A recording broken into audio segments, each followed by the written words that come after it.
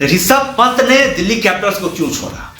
भाई एक बहुत बड़ा प्रश्न है, बहुत बड़ा प्रश्न है, क्योंकि ऋषभ पंत पिछले 9 साल से जो थे वो दिल्ली कैपिटल्स के लगातार खेल रहे थे और पोजीशन भी भाई बहुत बड़ा था, कैप्टन थे वो दिल्ली कैपिटल्स के।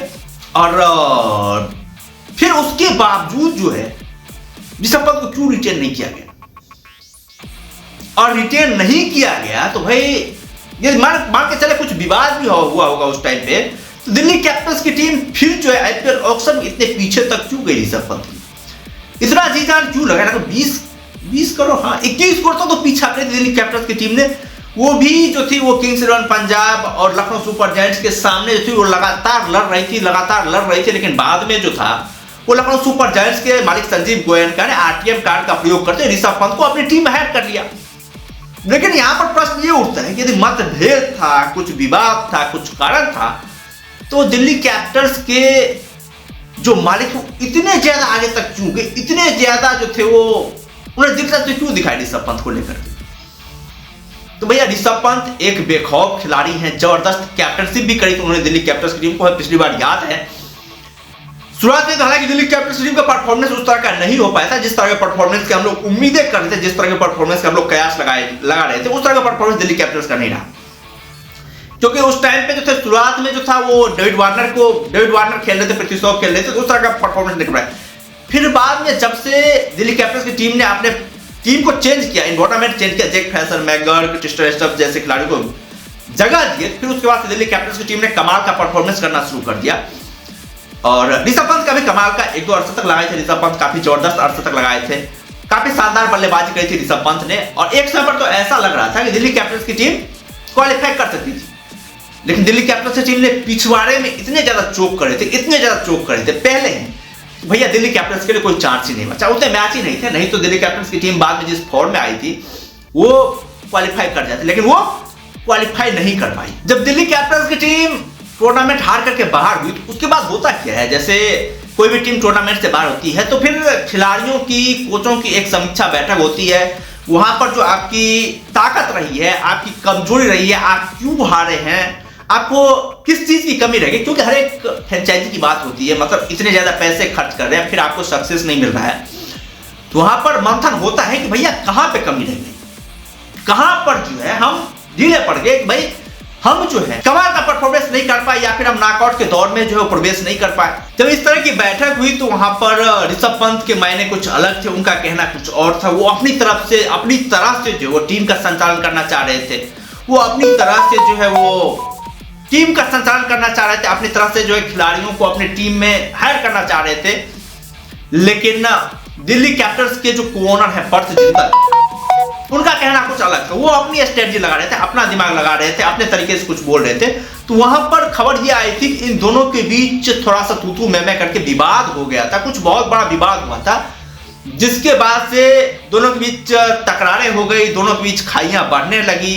और वही हुआ आईपीएल ऑक्शन में कि जब ऋषभ पंत को रिटेंशन करने की बात आई तो ऋषभ पंत ने साफ तौर पर मना कर दिया कि भैया हम जो इतने प्राइस में आपके पास आने वाले नहीं है, हमें चाहिए ज्यादा मनी, ज्यादा पैसा और ज्यादा रुतबा। तो जब उन्होंने ऐसा किया तो दिल्ली कैपिटल्स की टीम जो है, जो रिटेंशन के लिए क्राइटेरिया थी, उन्होंने जो है ऋषभ पंत को रिटेन नहीं किया। ऑक्शन में गई दिल्ली कैपिटल्स की टीम, वहां पर उन्होंने ऋषभ पंत को खरीदने की कोशिश करी, वहां पर उन्होंने ऋषभ पंत की प्राइस लगाई, 20 करोड़ तक ऋषभ पंत के साथ गई थी दिल्ली कैपिटल्स की टीम। 20 करोड़ तक भी मिल जाता तो शायद ऋषभ पंत को जो है दिल्ली कैपिटल्स की टीम खरीद लेते। लेकिन उसके बाद से संजीव गोयनका ने एक ऐसा चाल खेला जिस चाल को कोई पकड़ ही नहीं पाया। उन्होंने आरटीएम कार्ड का प्रयोग किया, 20 से डायरेक्ट 27 पर उछल गए, और 27 पर जब उछल गए तो सभी ने बोल दिया कि भाई बस करो, अब हमें नहीं लेना है ऋषभ पंत को, आप ही लीजिए सर, आप ही यूज कीजिए ऋषभ पंत को। और ऋषभ पंत लखनऊ सुपर जायंट्स की टीम में चले गए।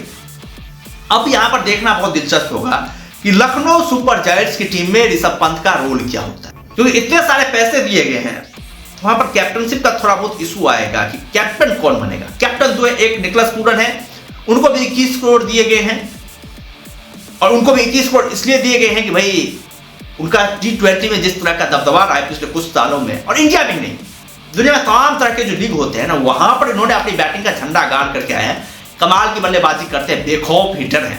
और लखनऊ सुपर जायंट्स की टीम में भी जिस तरह से उन्होंने बल्लेबाजी करी, काफी कमाल के बल्लेबाज। तो इन दोनों खिलाड़ियों के बीच बहुत ज्यादा टक्कर होने वाला है, किसे कैप्टनशिप का जिम्मा दिया जाए। ऋषभ पंत इधर इंडियन क्रिकेट टीम के जो कैप्टनशिप के भी कैंडिडेट हैं, उनके भी कैप्टनशिप को लेकर बहुत ज्यादा चर्चे हो रहे हैं कि भाई टेस्ट मैच में जो है वो ऋषि भाई को कैप्टन बना दिया जाए।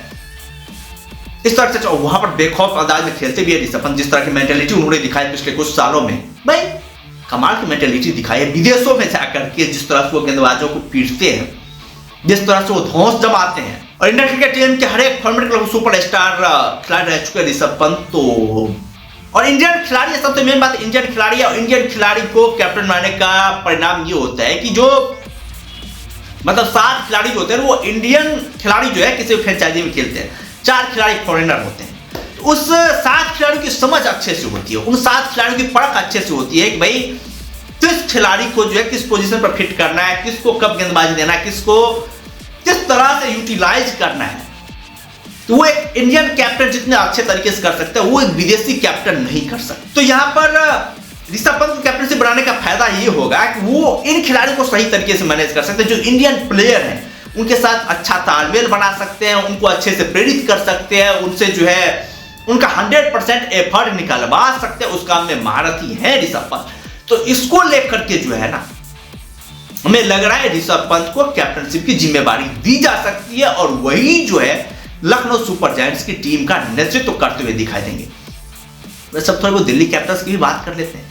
दिल्ली कैपिटल्स की टीम ने इस साल फिर जो है बहुत बड़ा ब्लंडर किया है कैप्टनशिप। उन्होंने सही डिसीजन लिया है कि केएल राहुल और फैफ डू प्लेसिस, जो काफी शानदार प्लेयर रह चुके हैं, बहुत ही कमाल के प्लेयर थे एक जमाने में चेन्नई सुपर किंग्स की तरफ जब खेल रहे थे। फैफ डू प्लेसिस क्या कमाल के प्लेयर थे भाई, क्या जबरदस्त उनकी जो थी वो, चाहे आपको बल्लेबाजी कह लें, फील्डिंग कह लें, हर एक तरह से वो काफी कमाल के थे।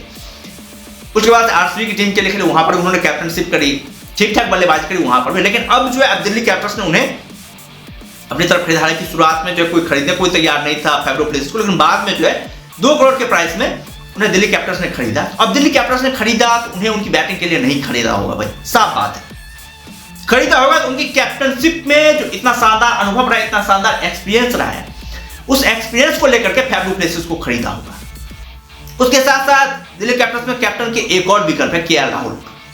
केएल राहुल के पास भी कैप्टनशिप का बहुत अच्छा एक्सपीरियंस है, बहुत ही जबरदस्त उन्होंने आईपीएल फ्रेंचाइजी में जो है वो कैप्टनशिप करी है, बहुत ही तगड़ा उनके पास भी अनुभव है, बहुत ही तगड़े प्लेयर भी रह चुके हैं। हालांकि थोड़ा सा ये हो जाता है केएल राहुल जैसे प्लेयर के साथ कि मतलब केएल राहुल का जो पिछले कुछ समय में स्ट्राइक रेट है वो बहुत ज्यादा चर्चे में रहा, बहुत ही स्लो बैटिंग करते हैं, बहुत ही स्लो तरीके से खेलते हैं।